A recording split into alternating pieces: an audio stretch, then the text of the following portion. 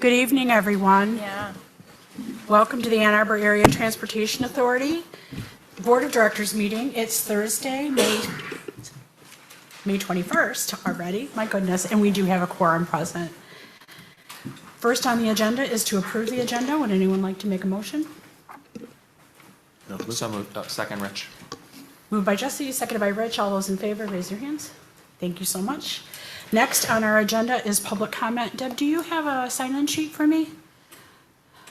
Jeff will bring it right up to you. Okay, cool, thanks. As soon as I have that, we'll go ahead and get started. Just as a matter of course, is there anyone online right now? Okay. We'll go ahead and start with online then, if that's okay. And we welcome everybody from the public who has come to address the board. The board will listen very respectfully to your concerns without comment. Matters of operational concern will be referred to our CEO for follow-up or consideration. All persons wishing to make a public comment, please state your name for the record, and then each speaker will have a maximum of 3 minutes. Thank you. And then, yes? No. Okay. All right. We're good? Yes, we're good. Sorry, there was a Okay. mic issue, I guess. Nope, no problem. The first one, Ian Liu, and you are unmuted. Welcome. Madam Chair, members of the board, my name is Ian Liu. On May 4th, 2026, my 87-year-old mother was taken to the ER with a fractured elbow and lacerations to her face and head after being denied entry to an A-Ride bus operated by the Ann Arbor Area Transportation Authority. On May 4th, my parents took a scheduled round-trip ride from their home near campus to the Kroger on Plymouth Road in Ann Arbor. My parents did their grocery shopping, purchasing about 34 items totaling about $120. When the A-Ride bus arrived to take them home, however, the driver informed my mother that she had too many, quote unquote, too many bags of groceries and that it was, quote, against regulations to allow her to board and refused to let her get on the bus. He then ordered my father, who is already on board, to exit the bus. In the ensuing chaos of my father exiting the bus and my mother pleading with the driver, who at that point was also having a conversation on his phone, my mother tripped and fell on the pavement, hitting her head on the curb. Thankfully, a number of bystanders rushed to her aid. This did not include, however, the A-Ride driver, who did not even open the door to check to see if my mother was okay. In fact, according to one witness, when that witness knocked on the glass door of the bus and asked the driver to call an ambulance, the A-Ride driver continued with his phone call, emerging from the bus shortly thereafter, only to inform this person that since my mother suffered her injury outside of the A-Ride bus, that someone else would need to call an ambulance. The driver left the scene before any paramedics arrived. My mother went to the emergency room, was treated for her injuries, held for observation, and discharged that night. I think the following points are pertinent here.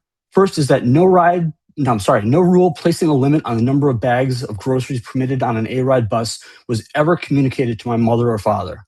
I later learned that a rider guide containing this rule should have been sent to my parents. However, this was not the case, even though that they had been approved by A-Ride about a month prior to this incident, and that they had used the service about 4 to 5 times since then.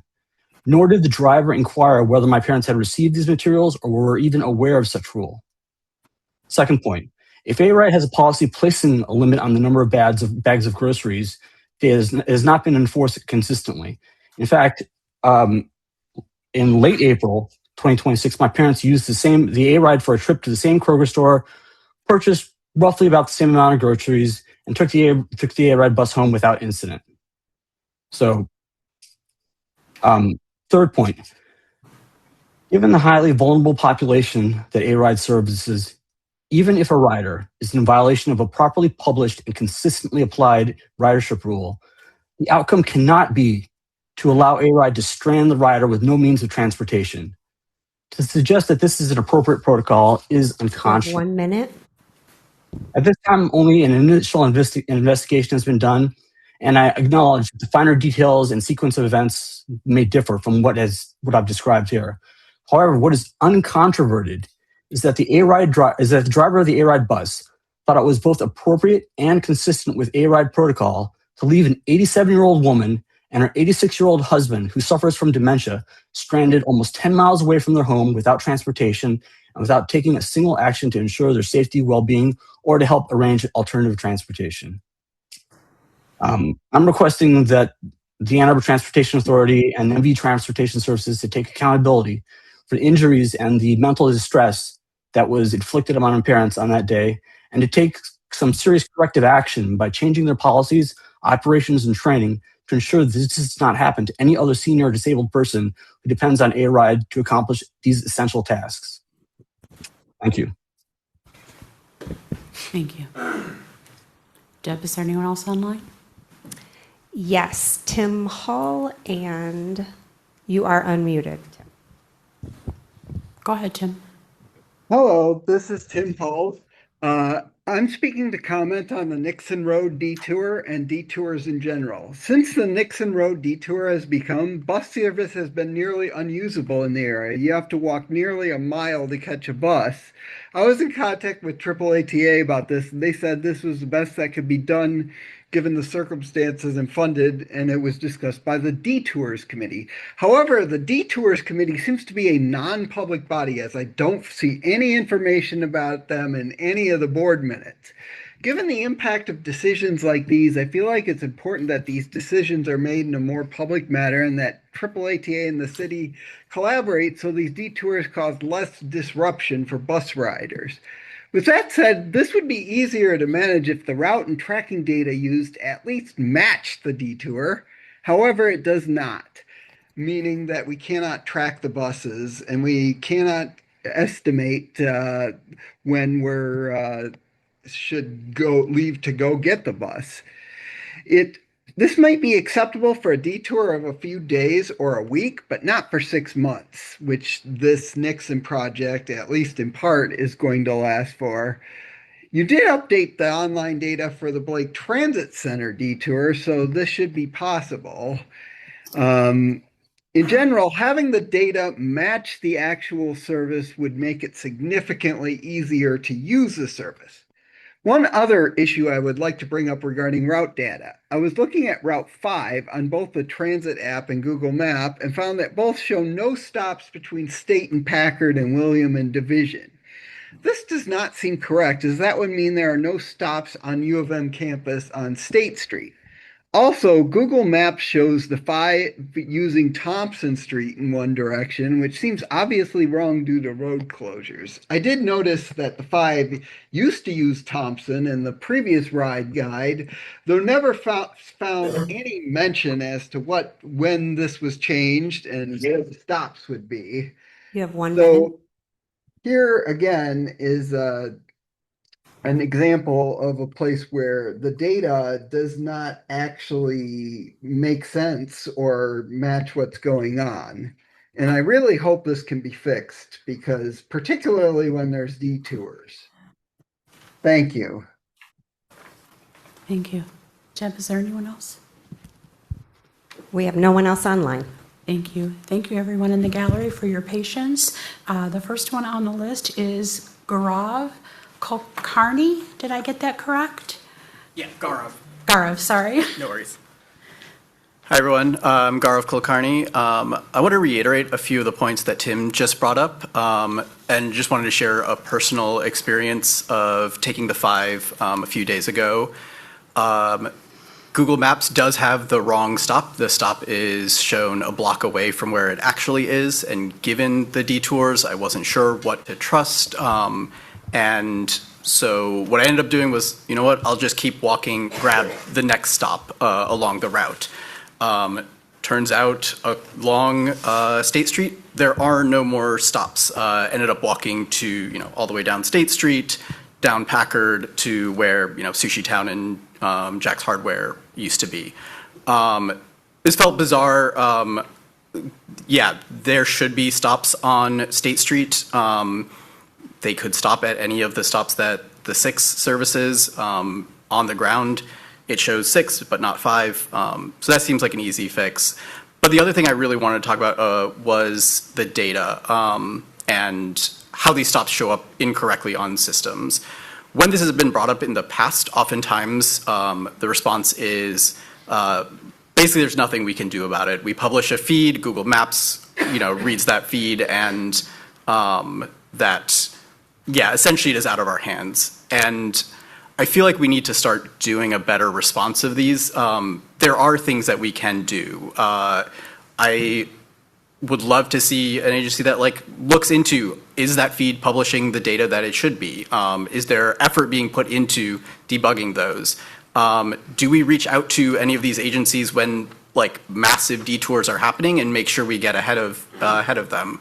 The thing I worry about is if we don't have an agency that really prioritizes and makes sure that we are serving our riders, and instead just saying, you know, that's hard, Google's a big company, we're a small place, those sorts of things, and not make real concerted efforts, we're leaving riders behind.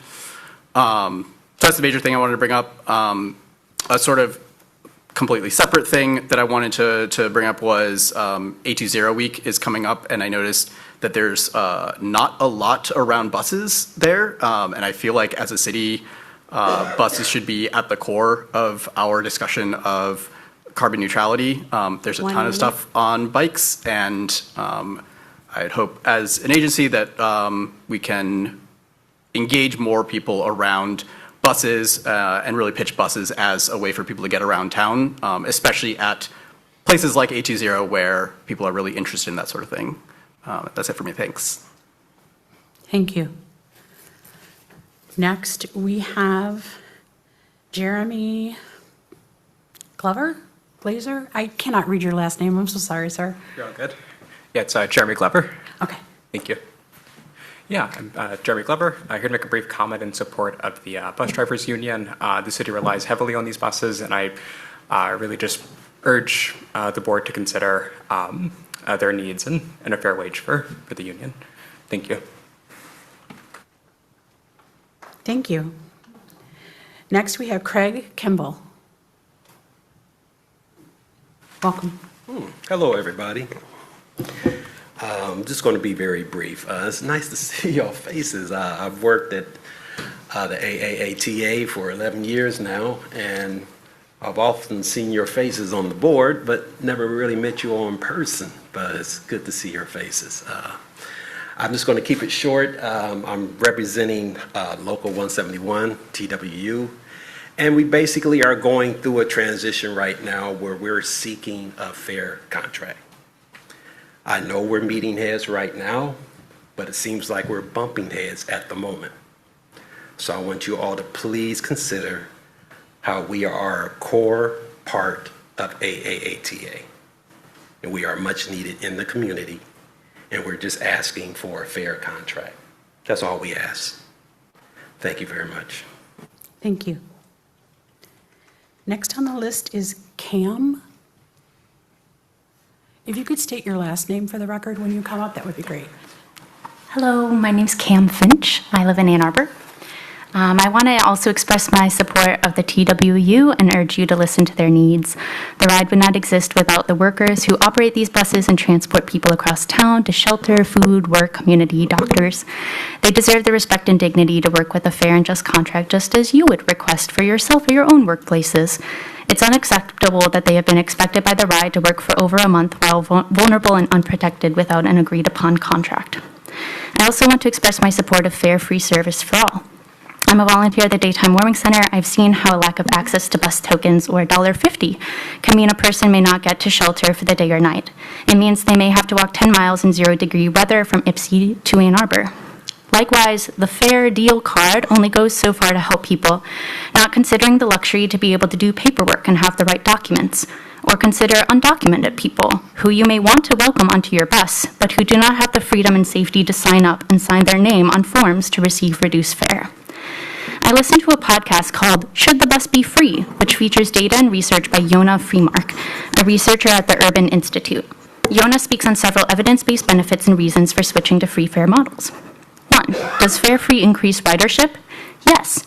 People who drive cars might not stop driving their cars, but evidence shows that people already inclined to take buses or to walk or bike will take the bus even more if it's free, accessible, and can reliably help accelerate their travel time and make their life a little easier. He cites Richmond, Virginia, and Tucson, Arizona. Both had 24% more riders in 2024 than in 2019. Who benefits from free bus? The obvious answer is people who struggle to pay for basic needs. low-income people, young people, the elderly. In South Korea and Czech Republic, when services are implemented as free, you end up getting people who are struggling economically to use the services more. Free fare also encourages people to go to the doctor more often. A study in Boston found that people with fare-free access to the bus were less likely to miss their medical appointments and had better physical and mental health as a result. 1 minute. Is the bus faster with free fare? Yes. Dwell time, when a bus is stopped at a bus stop, decreases when fares are free. There's not wasted time dealing with money and card transactions. Front and back doors are open, more areas for more riders to hop on. Lastly, safety. Assaults against bus operators are greatly reduced when they are no longer expected to play the role of fare enforcer, while also responsible for driving the bus. Fare-free and fewer assault incidents increase safety for all, increases quality of work and job stability for operators. So should the bus be free? A public space and public good like this library we're in? Could we pilot a free bus route by the end of the year? The people say yes, and we plan to keep talking to you and with you about how we can make free, accessible, and equitable bus possible here in Washtenaw. Thank you. Thank you. Next, we have Sarah Rutherford, and the gentleman who just walked in, if you'd like to meet with that gentleman at the table, he'll take your name if you'd like to speak at public comment. Thank you. Hello. Thank you. Hello, I am the Reverend Sarah Rutherford, and I serve as a pastor at First Presbyterian Church of Ann Arbor, located on Washtenaw Avenue. Like Cam, I would like to address the need for free bus fare, particularly for our neighbors experiencing homelessness. This issue came to the attention of my church last winter when we hosted the Daytime Warming Center for 2 weeks. Our church is located around 1.5 miles from the Delonis Center, where many of our guests stayed overnight.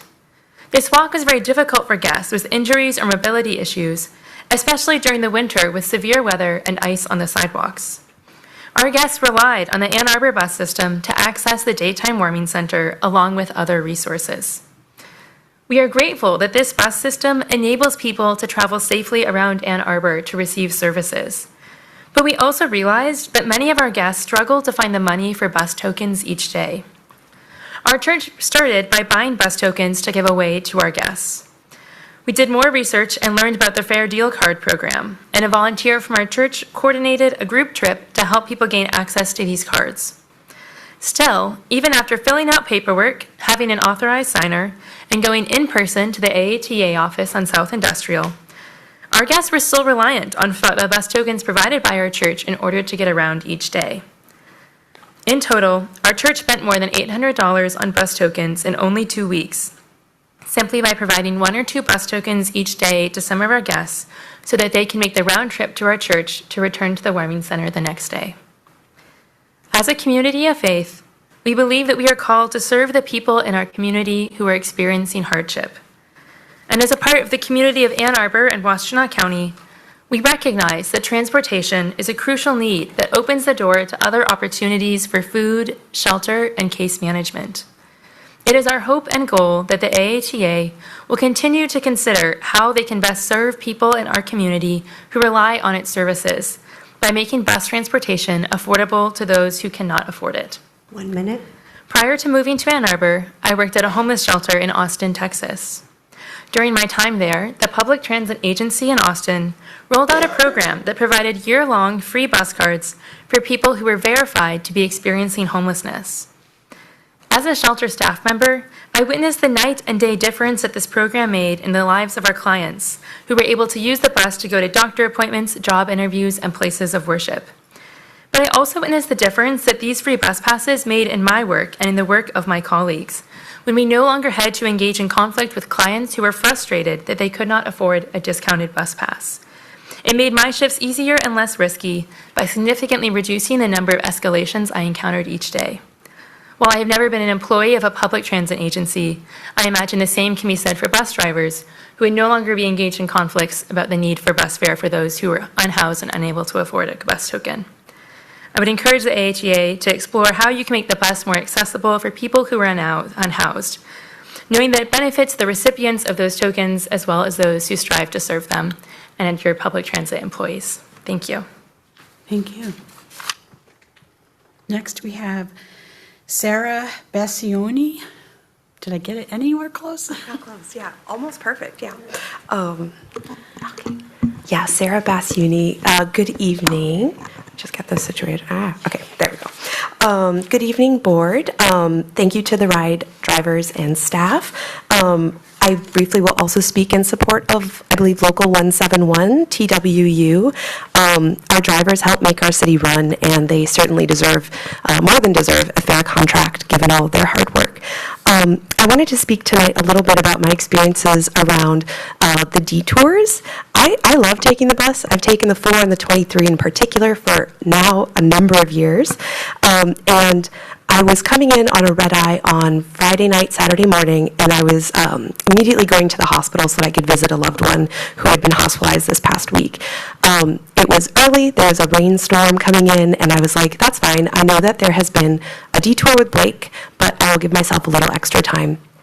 As I start walking to figure out the new location, I basically stumbled into some of the signs that were on the sidewalk. Initially, I didn't know exactly where to go, but we made it. We made it to the bus. I get on the 4, thinking that it will take me to the same spot I usually go to, which is Observatory. When I get on the bus, there's also no 23, so I was like, I'll take the 4. I asked the bus driver just as we're about to take off, oh, by the way, just wanted to confirm you're still going in this direction. And they were like, oh, no, because of the construction detours, I'm just going straight down here on. And I was like, oh, okay, that's good to know. Operating on like 4 hours of sleep. And so she was very kind. She let me off at Rackham, so a couple of spots early. But that then meant that I then had to walk essentially 30 minutes to the hospital. And it was a really uncomfortable experience. And I was very sad to see that it felt like the communication, not just on Google, as Garv had mentioned earlier, but also on the Easy Fare app, as well as the ride guide. Like, I picked up a paper one because I was like, oh, let me familiarize myself. None of those indicated the new detours. 1 minute. And thank you. And I was thinking, if I didn't have a smartphone, if I didn't have time, if I didn't have my umbrella, this would have been much worse. A similar experience happened just yesterday. I was meeting a friend at York. I was going to take the 5 as I typically do. But yes, Google did not match where the new stop was. And so the 6 fortunately went by. I took that. On the way back, something flipped where something similar happened, and I took the 5 back. Basically, what normally is a very enjoyable experience for me to just get on the bus and go to where I want to go has become this really stressful experience where I feel like I'm going to miss it. I have to do a lot more planning, and these are for things that are optional. These aren't for work. These are for school, where me being late could mean a lot more. So please, do as much as you can to work with your staff, but also with us as riders to figure out ways that we can communicate this a lot better, whether it be signage, digital navigation tools, and other forms. I know a lot of us are having a hard time right now. So thank you so much. Thank you. Next, we have Tim, is it Burrows? Welcome. Thank you. I'm going to try and be very brief. I'm under your 3 minutes. Hello, everyone. I'm standing in support of the transit workers. I have been riding the ride for about 45 years. So I've seen a lot of drivers. I know a lot of the drivers. I stand in support of them. It's no secret that they are working toward a new contract. That's very, very well known. But I just want to stand in support of them.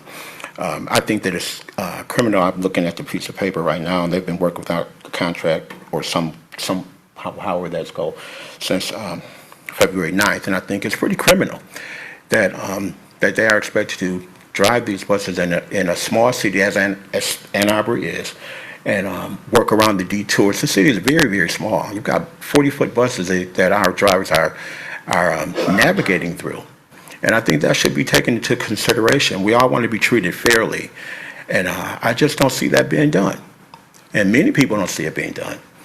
And I just want the record to show that I stand in full support of these drivers and the other people that may be working without a contract. But I see the drivers every single day. And while that may not mean anything to some of you on the board, it means a lot to me. And it means a lot to the drivers who I support. I stand behind the 100,000%. I ask that you will consider treating them fairly. You're not. Quite quite honestly. I'm going to be very, very blunt. They're not being treated fairly. And many of you on the board know that. I go on your social media page and I see the CEO or maybe any other person. We go on and see social media pages and you build up TheRide and you say how wonderful it is, but you're not going to say, well, we're treating our drivers unfairly. You're not going to say that. And the person I'm talking directly to is not even looking up at me right now, but they know who they are. You're not going to say that you're treating the drivers unfairly, but you are. You are.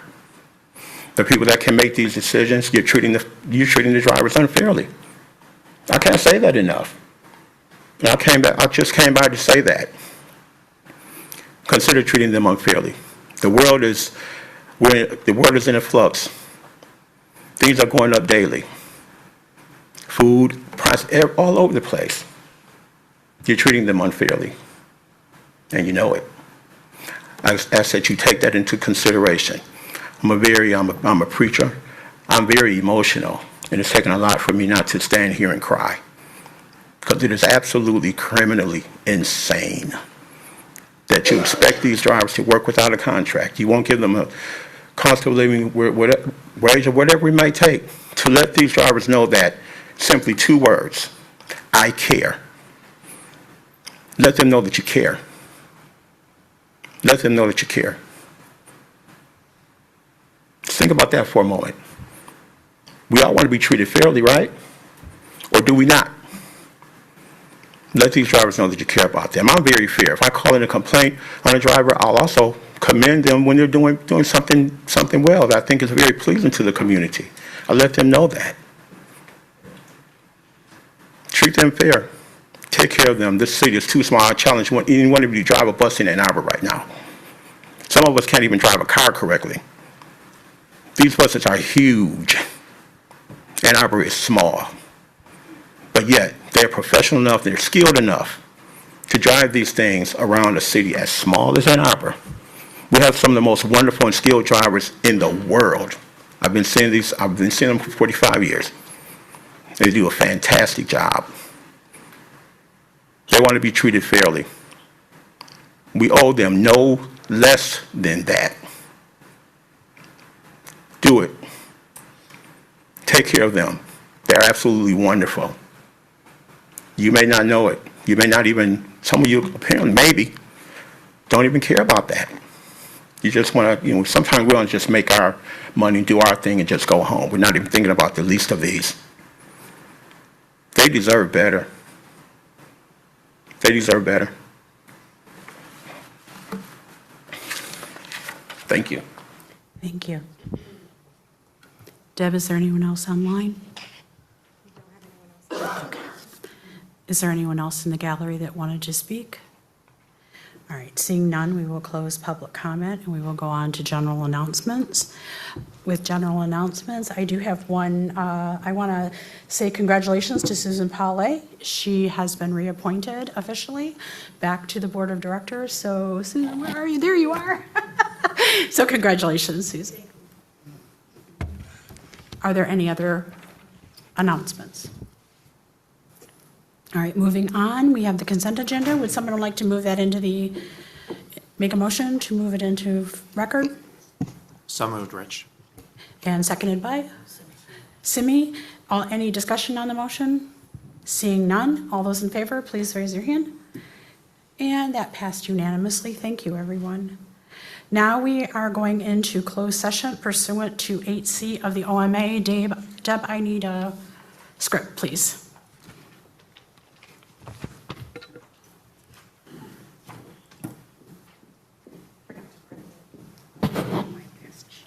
You just want to be on camera. Thank you for your patience, everyone. So right now, we will go ahead and take a roll call vote.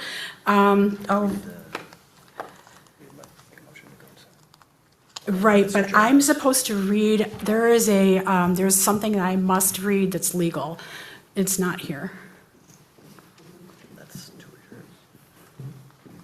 It explains why we're going into closed session. Thank you so much. Okay. Wait, where is it? Okay, so here we go. Sorry about all the kerfluffle here. So I'm going to take a roll call vote to go into closed session pursuant to 8C of the Open Meetings Act. The closed session is for strategy connected with the negotiation of a collective bargaining agreement. And at this time, I will read each board member's name, and please indicate yes or no. Mr. Mike Alamang? Yes. Mr. Simi Bar? Yes. Mr. Rich Chang? Yes. Ms. Julie Grand? Yes. Mr. Jesse Miller? Yes. Ms. Susan Pale? I don't see Pravina. We'll move on to Georgia Valentine. Yes. And I'm on here twice. And did I catch everybody? I feel like I missed someone. No? Okay. Okay, and I'm a yes as well. All right, thank you, everyone. We're going to adjourn into the next room for closed session.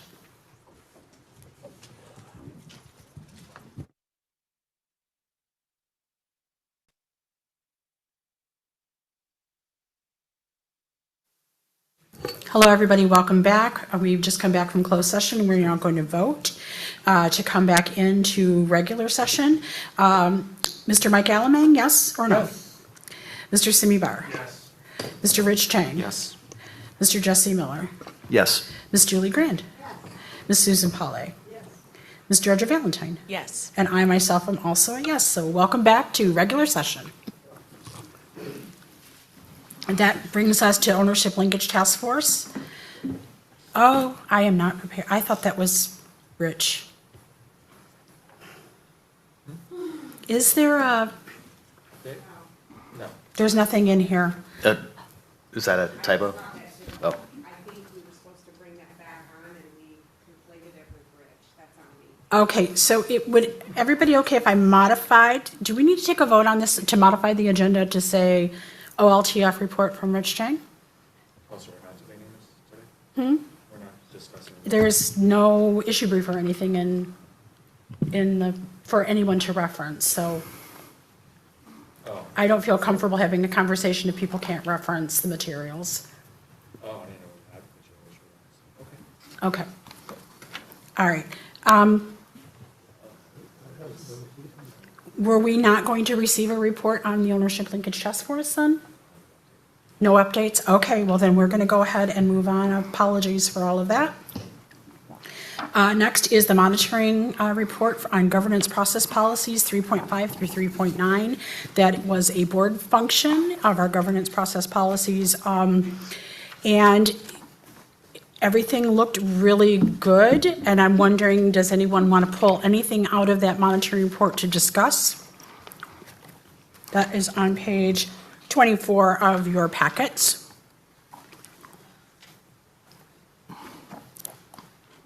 Was this discussed at governance committee? It was discussed at the governance committee. We didn't have a lot of, Was there anything you all wanted to pull out was going to be my I question. don't believe so. Rich or Mike? I think I've made this comment in the past, but every one of these leads in, His microphone. Oh, Mike, you're not on. oh, sorry. Every one of these leads in with during this period, blah, blah, blah. And then one of the answers is during this period. It just seems completely redundant to me. Actually, we will be talking about that when we get to policy language discussion. Okay, although I didn't see that was at the end here like there is with a lot of other ones of the monitoring report. Did I just miss it, maybe? What did you miss? Usually at the end of a monitoring report, there is a question, is there anything that you might want to change in the language, and that's not in this? No one answered. It says additional context questions. Is it And there? it said it was optional, and we didn't receive Oh, any okay. reports. I did miss it, okay. Okay. All right. Is there any other discussion on the report as it's presented? If not, let's move on to talking about what Mike just brought up, which is how we receive the report. So I want to give us a little bit of history. Those of you who are older will remember, and newer board members, this may be new to you. So back in 2024, we had a hearty discussion about the governance process policies and how they were received. They were originally received as always, sometimes, rarely, not often. It was just a really big cluster of, and people were having a hard time coming up with why they should pick each one. So under policy governance, there is yes or no activity. And so we asked the board at the July 18th, 2024 meeting, if when we revisited the policies, if we could say yes, no, and no activity, and then come back after having gotten some reports under our belt about was this acceptable? Do we want to go back to the old way of doing it? Do we want to stay with the new way? And as Mike pointed out, there's yes, no, and no activity. So most people vote yes or no. And I'm wondering if anyone would like to discuss or make a motion on how to actually legitimately, instead of this being a pilot, actually be the way that we move forward. Yes, Justin? Kathleen, Yes, Mike. actually, I didn't say no activity, I said no instance in this monitoring period, Okay, which is. You're right. No, which is that's very true. different, yeah. so it's no, yes, or no instances this monitoring period. But no and no instances are pretty much the same thing. Yes, Jesse? Yeah, I think, I'm hearing what you were saying. I was wondering, I couldn't remember what no instances this monitoring period, how that was supposed to be different from no, but I'm wondering if that was like, maybe that was supposed to indicate that we just don't have any evidence. But I kind of, looking at that, I feel like yes or no answers the question, like, and I think the important question is, was there ever a point at which we didn't adhere to this policy in the monitoring period? And if the answer is no, we were good, then that's that. Okay. Yeah, there was a board member at the time that didn't feel comfortable with just saying no, they wanted more information. And so that's why we added the additional wording as a pilot. But I think we sort of fell out, like you just said, we're yes and no. I mean, I think I would be, if that was still important to any of the board members here, like the ability to say that like there were no instances, like, that there's no criteria under which to say yes or no. I would just want that answer to be rephrased, because right now to me, the answer reads as there were no instances during the monitoring period when we didn't adhere to this policy, but maybe there were some instances previously that we didn't adhere to the policy. It's just kind of a confusing answer. So I'm just saying that I would be open to that, but my preference would just be leave it yes or no. I can tell you out of the 6 people who responded, categorically 5 out of the 6 all answered no, not this monitoring period. And that is what we've been seeing historically over when we saw the 4.0 monitoring report. Very rarely did anybody choose the second option. Everybody chose no. Would someone like to then make a motion to say how we're actually going to physically move forward and accept these reports so that it's in the record and not a pilot anymore? Or does anybody want to go to the old way? I'll make a motion for this particular governance policy monitoring report to just have yes and no and remove the no instances this monitoring period option. Okay, and so that would be for all 3.0 policies and all 4.0 policies, correct? Yeah, 4.0 is the one that we just did. 4.0, yeah, that Yeah, also yep, correct. answers, yeah. Yes. Okay, so all 3.0, all 4.0 policies would be yes or no statements. It's been a motion by, I'll second. any discussion on the motion? Seeing no discussion, all those in favor, raise your hands. Very good. Thank you for getting rid of this housekeeping issue. Really appreciate it. Mike, thanks for catching it again. Yes? Kathleen, I had one more comment to make, which isn't as broad as that last one. But if you look at policy 3.5.1.1, it says the meeting discussion content will consist solely of issues that clearly belong to the board to decide or monitor. And really, I mean, if you look at the agenda, we have a lot of O's, which is other. I mean, and I don't have a problem with having O's there, but I think that particular policy doesn't recognize there's legitimate reasons to have other things on the agenda. What would be your way to?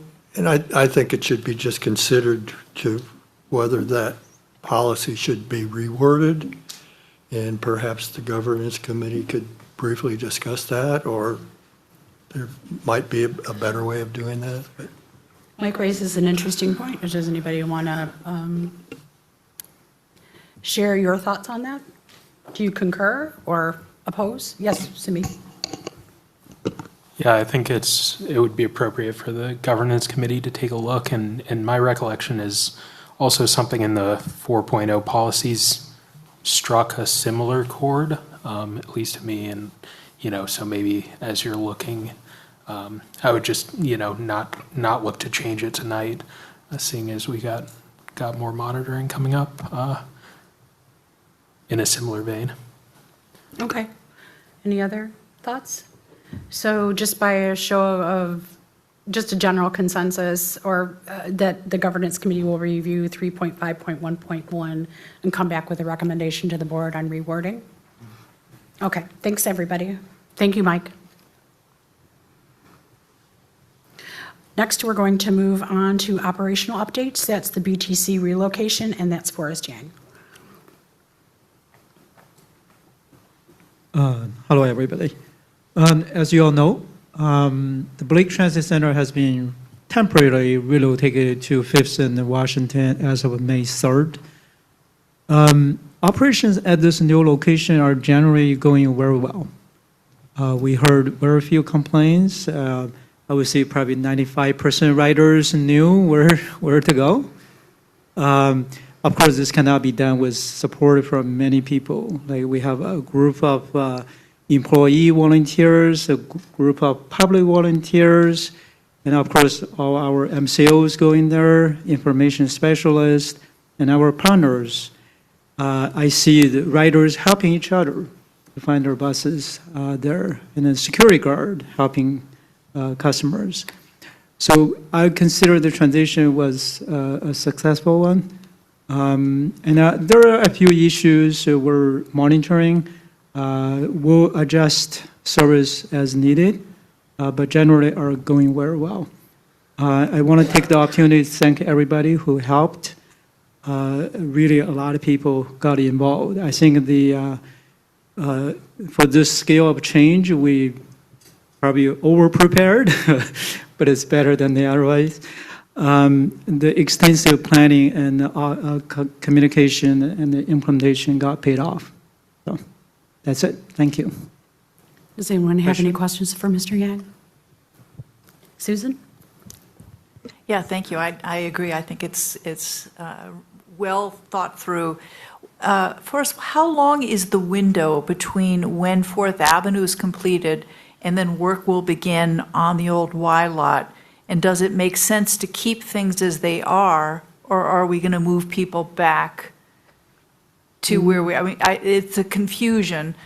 Does it make sense to keep them where they are through the construction on the old Y lot, or is it making sense to move people back for whatever that window is? So the 1st Avenue construction right now is scheduled to be done by December, November-ish. So the reason we completely moved to 5th and Washington, we want to get that construction done, and then so we can move back. On the former Y lot, we don't even know. I mean, they got delayed right now. Supposed to be June starting time, but they don't have a site plan. I mean, they don't have any all the things sorted out yet. So there might be some delay. But their construction is not going to affect our operations in the terminal. And on the 4th Avenue side, I think we're generally fine. We're losing a few bus bays because the construction around the former Y lot. we should be able to replace that a few bus space elsewhere nearby. So that's our plan, because that construction will take 2 years. Yeah. Any other questions? Oh, Welcome. thank you, Forrest. Seeing none, we'll move, oh, Jesse? Thinking back to a couple of the public comments, just had me a little bit concerned about how some of the changes are being communicated. So let's think about the one person who talked about the Route 4 not going by the hospital. Now, as a rider of the 4 myself, I know that's not true, that it's just taking a different route to get over to Observatory, that yes, it is going up Huron. And I'm just wondering how, and, this is one instance, and I don't want to inflate that to everything, but have there been what are we noticing any trends, trends that communication needs to be improved in that regard? Or I'm assuming this was probably just a miscommunication between the rider and the driver in this instance, but it just did give me a little bit of pause if people's trust in the services is being shaken. So for all the detours, it's challenging, I have to say, because due to the duration of detour, we cannot build in the schedule. Like a ride guide would not show those short-term detours unless it's a longer, like a few months. Short-term detours, we do a lot of communication on the website or through the rider tool. Unfortunately, that cannot be reflected correctly in on Google Map or even some of the apps, and they get the data from our open data.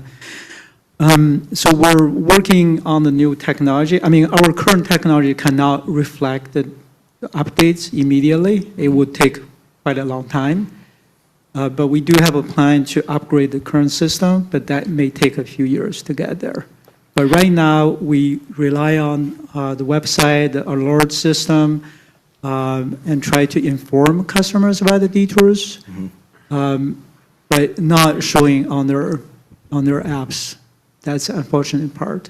So even now, and this particular instance, I think, was a communication issue between the driver. But in regards to that, I know that some changes we're seeing in the 5. There's a person talking about they're seeing the route change there. But it sounds like maybe the 4, that work on, I think it's around the Xena picture, that's going to be a shorter term project, so that one can't be reflected. And now that we have a closer relationship with an official agreement with Transit app, do we have any mechanism to communicate things to them directly, or do we still just communicating everything to them through the open protocol? Right. GC, they still read our real-time GTFS file. We can also do messaging, alerts through Transit app.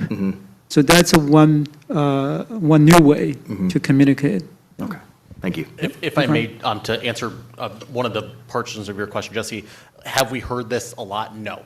I think we've gotten maybe a couple social media messages, but they were more questions, not complaints necessarily, but they've just maybe 2 to 3, that's about it. So this has not been something that we hear overwhelmingly.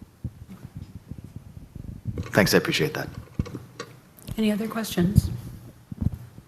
Seeing none, we'll close out this discussion and move on to fiscal year 27 business plan and budget timeline.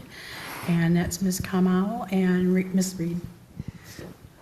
Thank you. I think I'm going to take that. Ms. Kamau is coming up next with the business plan. So for those of you who may have lost track, we're more than halfway through our current fiscal year, and we're already thinking about the next fiscal year. So incorporated into your packet is a draft of the fiscal year 2027 budget timeline. Just a reminder, our new fiscal year of 27 will start on October 1. It will run till September 30th of the following year. And as in the past and continues to be true, our budget does need to be approved prior to the new fiscal year start at the end of this fiscal year on September 30th. So this is a good time to get started. Our budget development is informed by compliance with state and federal regulations, board policies, the 2027 business plan, which is built off of the policies that the board has set, and includes engagement with the staff, the board, and the public. So the budget timeline that I've provided is kind of color-coded to kind of show the different ways that we incorporate participation with the staff, the board, and the public.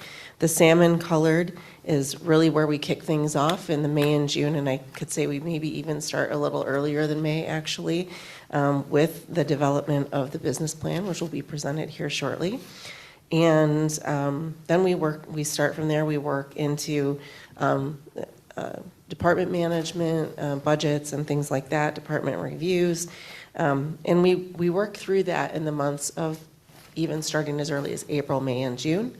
And then we'll start bringing more information to the board of directors in June with the introduction of the budget, and then moving forward through the process, incorporating the yellow shaded bubbles, which include public budget preview and opening opportunities for public comment, which are not only available in public comment at every board meeting, but we usually have a separate session where we take public comment in different ways through the website and social, that we also take public comment.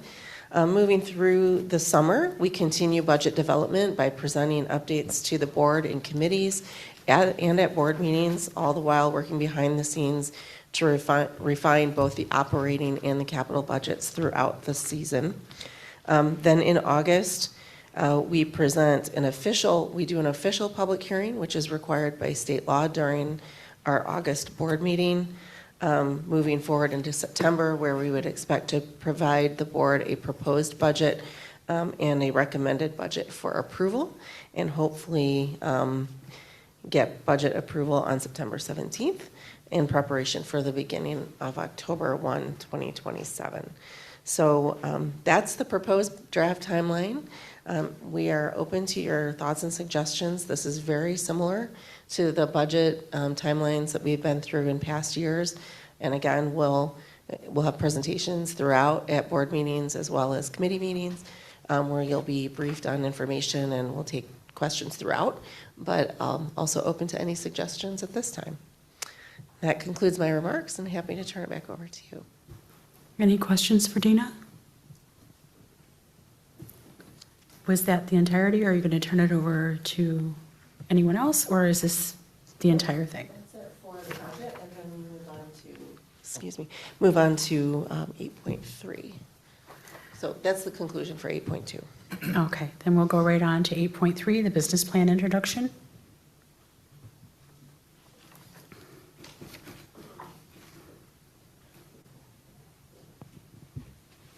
All right.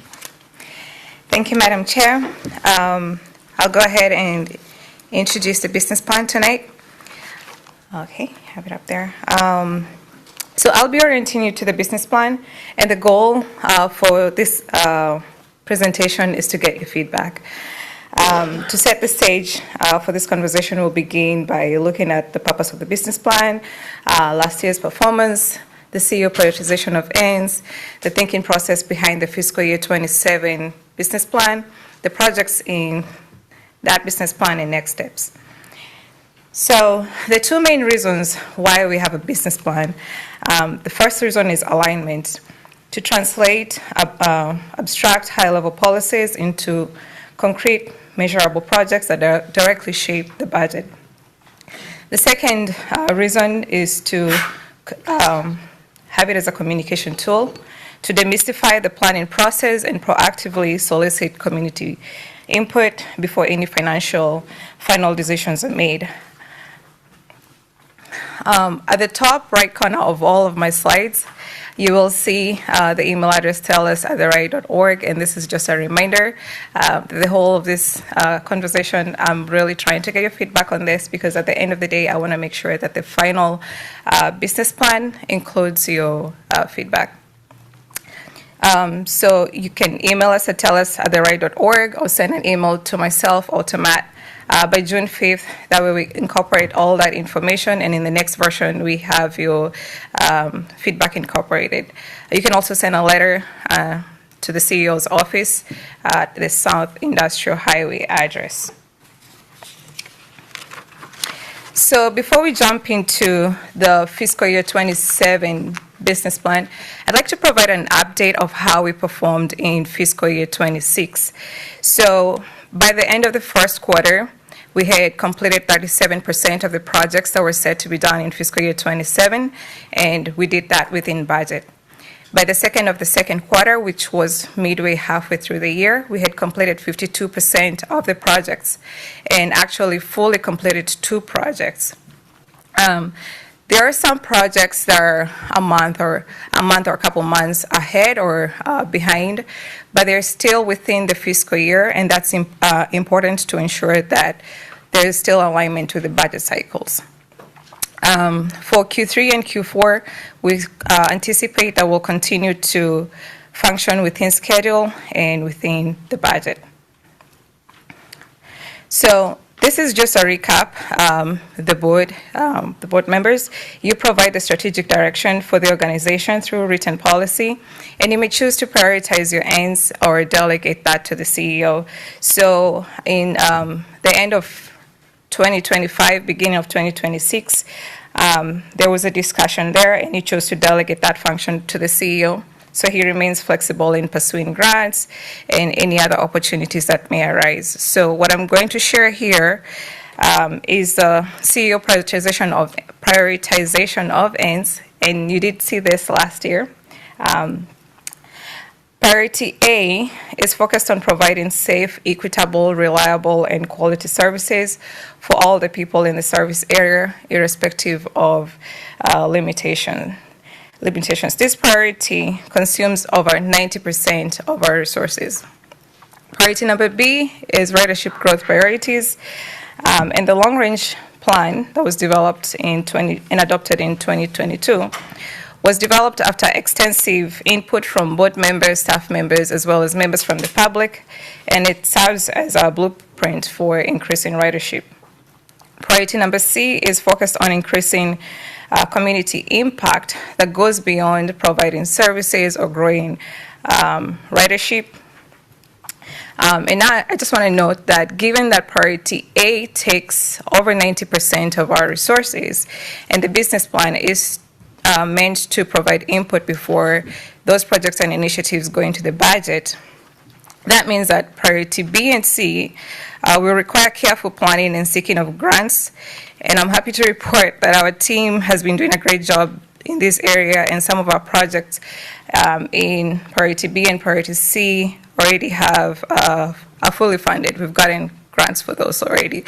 So just because some projects will be in B and C does not mean they're lower priority. They're still in ends, and we will still work to achieve those.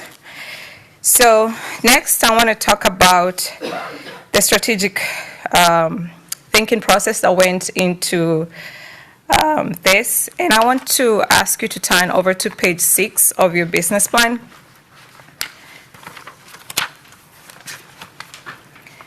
And in there, you will see the SWOT analysis.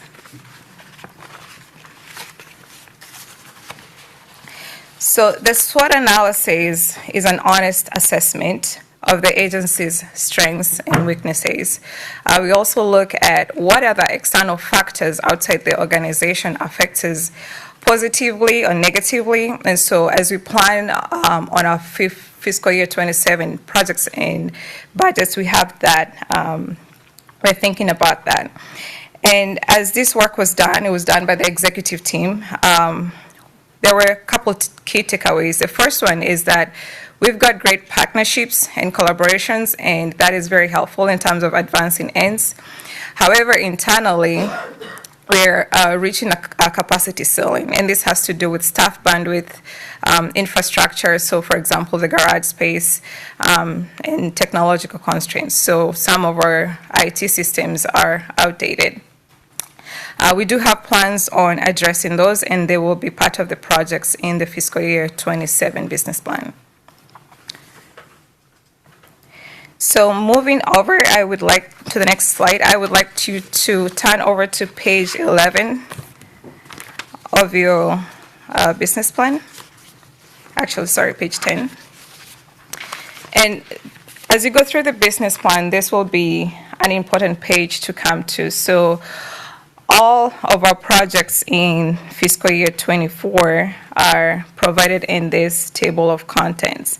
And depending on the project that we'll be talking about, there's a brief description of that project on the page provided to the right.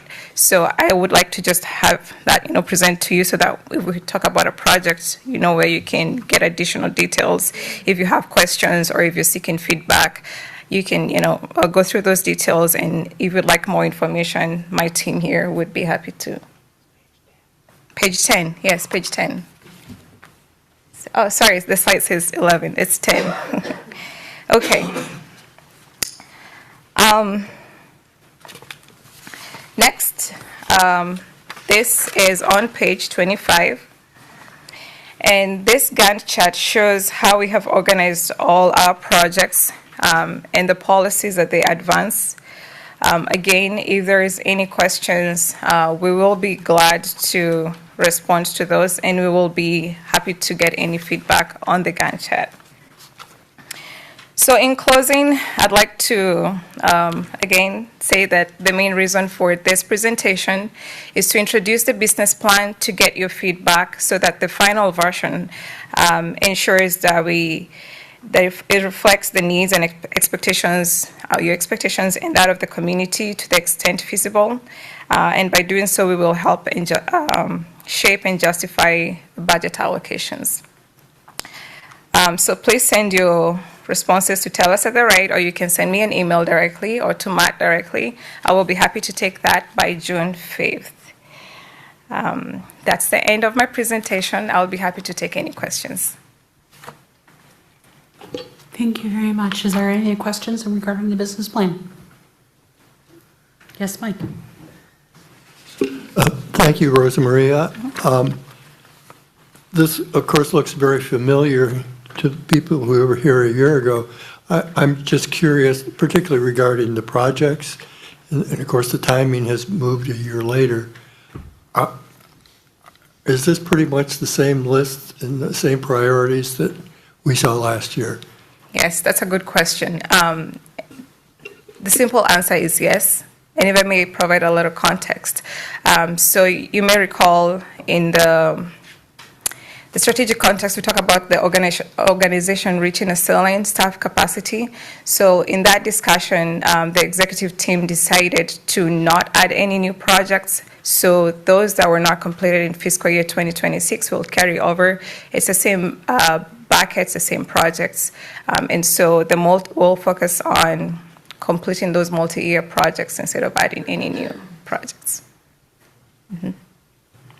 Matt, you have your hand up? Yeah, if I just might build on that. This has really been a great year for execution, and I think the YTC project is a good example. Still on the to-do list, but definitely moving forward, closer to done. I think what Rosa said here, I want to just elaborate on because it's so important. In the past, the agency's ability to take on new projects was really limited primarily by money. We didn't have much, so there wasn't much we could do. We've gotten much better at going out and beating the bushes and bringing in grant money. As a result, that one has become less of a constraint. At the same time, a lot of the projects that we've started over the last year have matured into taking up more and more staff bandwidth, particularly in Forrest's area, but also in Dina and Jeff's. So when Rosa says staff bandwidth, that actually has become more of a capacity constraint on the agency's ability to take on new work than money was. Simply having enough staff time and opportunities to do that work. That will work its way out of the system as these big projects begin to reach completion. Capacity will be freed up and we'll get to do more. But I think the importance of the staff bandwidth, organizational bandwidth challenge shifting from money to mere staff time is worth mentioning. Any other questions? Thank you, Rosa Maria. Thank you. if I might. Yes, ma'am. Oh, just a couple other things. We are beginning to use your new ends, as Rosa has said. This is one thing that did change, Mike, is we incorporated your new ends. Although the prioritization roughly worked out the same, all of that changed in here. I still owe you new interpretations. They're coming along. I look forward to bringing them to you for your feedback at some point. This is not something we've done before. You're not supposed to approve them, but I would love to get your honest reactions to them because they begin to set the stage for things like the business plan. So stay tuned for that. And then one other thing, during your discussion about board education, if you turn to page 31, during your discussion, Mr. Barr asked a question about could we learn more about how the agency picks grants or decides which grants to pursue. And it was something along those ways. Forgive me, Simi, if I'm saying it wrong. That ultimately didn't make it onto your education list, but we did want to reproduce here on page 31 part of the filter, the vetting process that we use mentally to ask questions of ourselves, not just for grants, but for pretty much all projects. We kind of run down a checklist, and this checklist here begins to give you a sense of the thought process behind how we select initiatives, select projects, why we say yes to some and no to others. So knowing that that had been a question that a board member had asked in the past, I just wanted to refer to it because it's here. That's all. Thank you. Any questions for Matt on what was just discussed? Jesse? I'm going to hope that maybe some of the folks who are no longer here are maybe taking advantage of watching us live on Zoom or maybe watching us on YouTube at twice the speed so they don't have to spend as much time. And I do believe there's at least one person watching us live. But I want to encourage members of the public to look through the business plan. It is really a great document looking at where that really points. It addresses a lot of the things that people come to us with, and the projects that we have planned with precise timelines that we're looking at. So I just really want to encourage people from the public to take a look at this document and to provide feedback. That's it. I just wanted to do a little PSA there. Excellent PSA. Thanks, Jesse. If there are no other questions or comments, we will go ahead and move on. And we're moving on to the fiscal year 26 quarterly 2 financial report. And that's Ms. Dina Reed. Thank you. Well, as I mentioned a few minutes ago, we are more than halfway through the year, and this report reflects our financials through the second quarter. We did present the same information to the Finance Committee earlier this month in quite a level of detail, but I will be glad to hit the highlights here tonight in this brief presentation to you. Just starting out with the income statement on page 38 of your packet, if I can read that correctly. Things are very much on budget, where we expected things to be.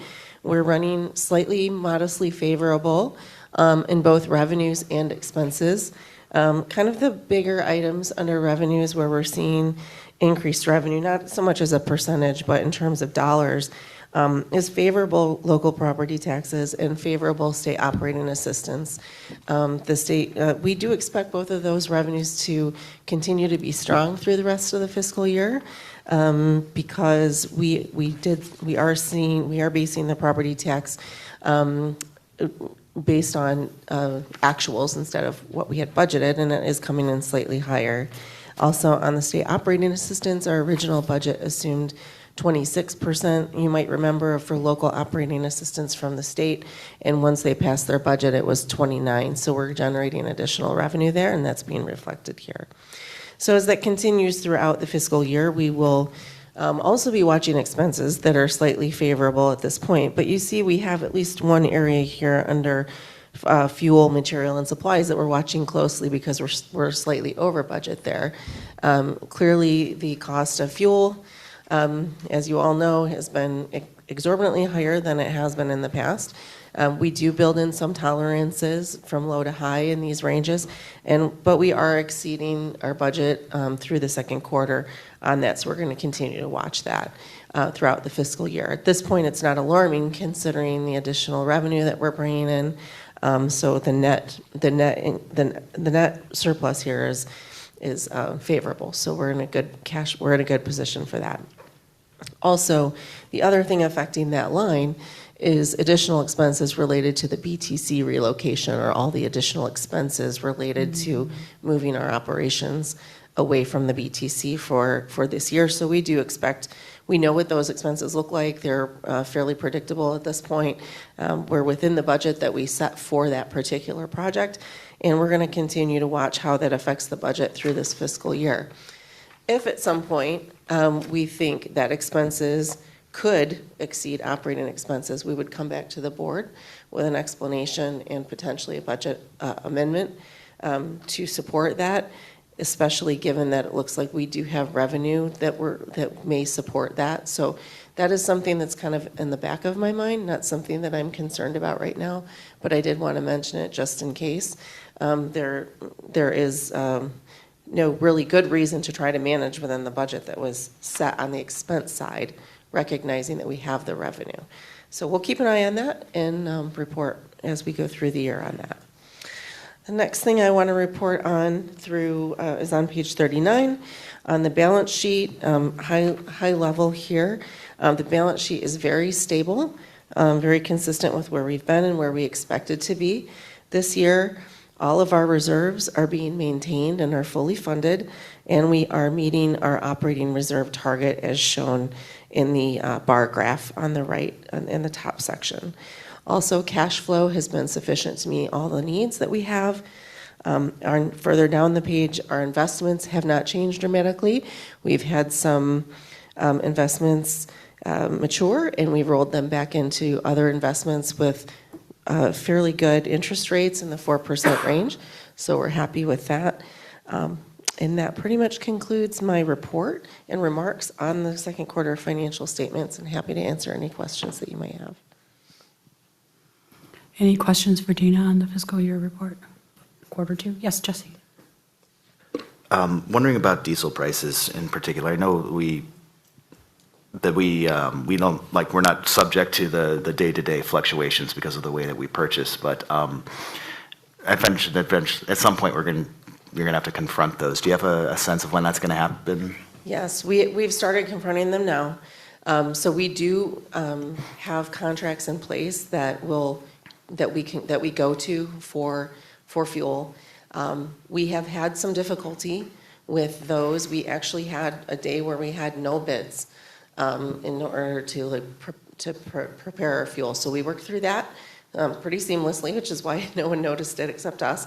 But it did affect a price that we paid, and that's why we're seeing the increases. So we are modestly protected, but we are not fully protected, and you're seeing that. Yeah, when I said protected, I meant protected from the day-to-day. I meant the day-to-day fluctuations just because we buy it they're not like futures, but they kind of operate a similar kind of way. Yes, yeah. So we're somewhat protected, but clearly it's higher than what we would expect. And if this continues at this rate right now, we're still comfortable in that we can manage through this. There could be, like I said, we are capped, as you might remember. When you approve the budget, we cannot spend more than the expenses that you approve. And even if we get additional revenue, we can't spend it unless we get an amendment. So that's why I mentioned it in case we need it. We're going to try to manage within the approved budget. But if those costs, really can't be managed within that, but we have the revenue for it, we would come to you with that. Any other questions? Thank you, Dina. Now we'll move on to our legislative updates, and that's Mr. Jeff Pfeiffer. Great, thank you very much. A few updates for everyone this evening. Wanted to start on the federal side. We did receive some good news from Senator Peters' office regarding our CDS or earmark request. We had put in a request for $250,000 to be used for fare validators. We were notified that did make it through the first round. Unfortunately, did not make it through with Senator Peters or Representative Dingell, but very good to see that we did make it through with Senator Peters. You'll remember this is his last term in office. I know with some outgoing members, they tend to get a little bit more wiggle room on their CDS requests. So still a process to go through, but very good to be included in that first list. Also on the federal side, the House Transportation and Infrastructure Committee released their first iteration of the reauthorization plan. This will be replacing the IIJA. They have named it the Build America 250 Act. I think we're still reviewing a lot of it, but overall, pretty positive from what we've seen thus far. A lot of what we were told at APTA Legislative Conference was be very fearful of cuts, whether competitive programs being cut in half or formula funding being cut in half. And at least in this first iteration, we did not see that.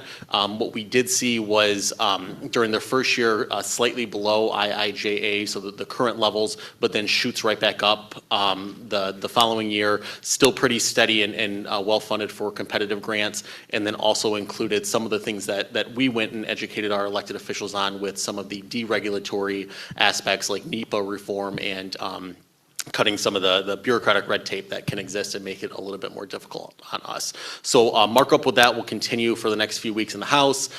Senate will then it will go to the full House. Senate has their own version. Then they go to reconciliation and then to the president. So we have a while to go. I think we're looking really late this year, if not next year, for that. But at least positive that the first iteration was good. And I know we'll continue to work and converse with our elected officials on that as it moves through the process.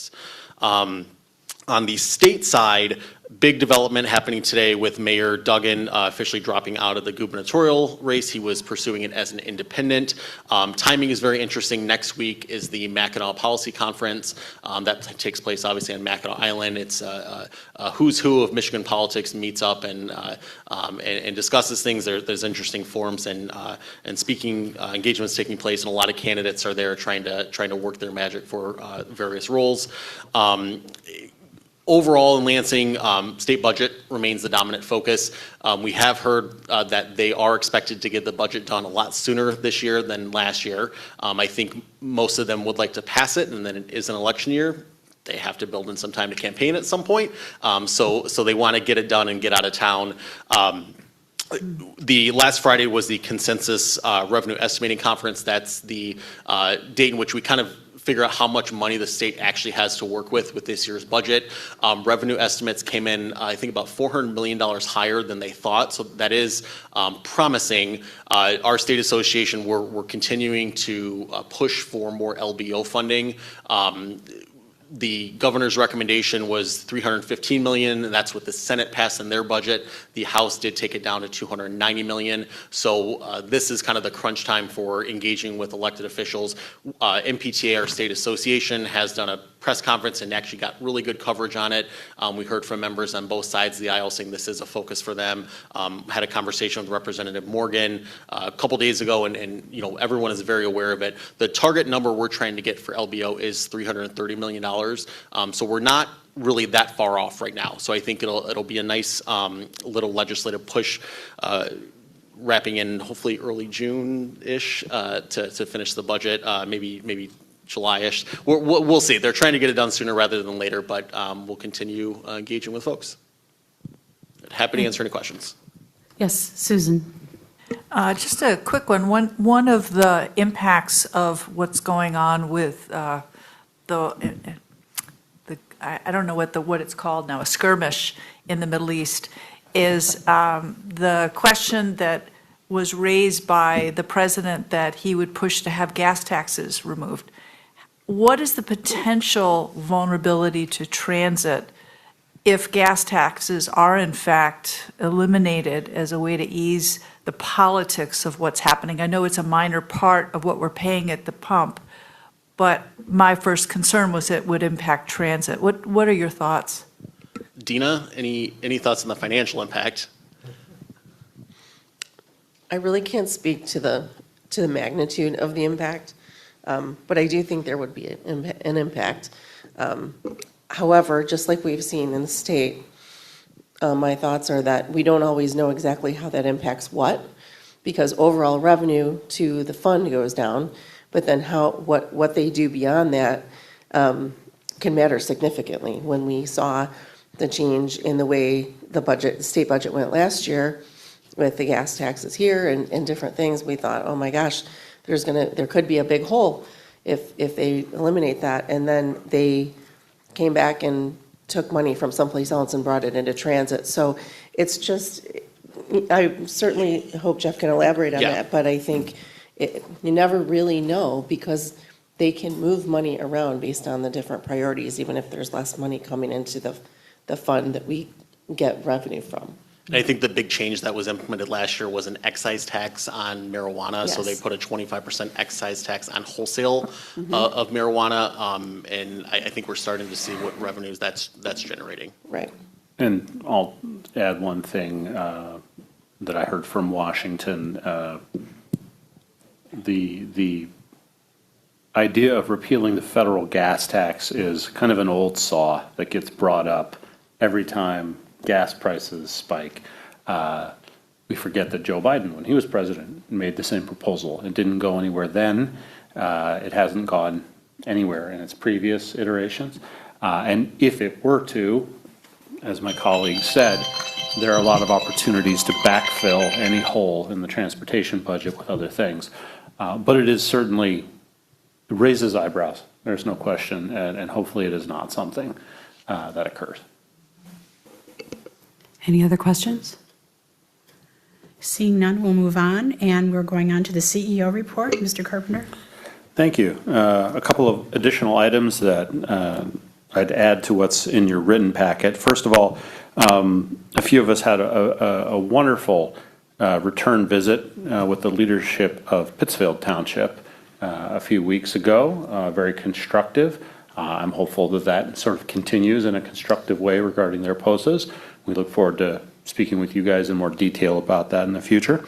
We also had a visit from several advocates related to immigration enforcement, and Jesse Miller was able to join us virtually for that meeting. Thank you, Jesse. Good constructive conversation still going on. They were happy with some things that we've done. They would like us to do more, and we're going to work through that. You may be happy, and other viewers might be happy.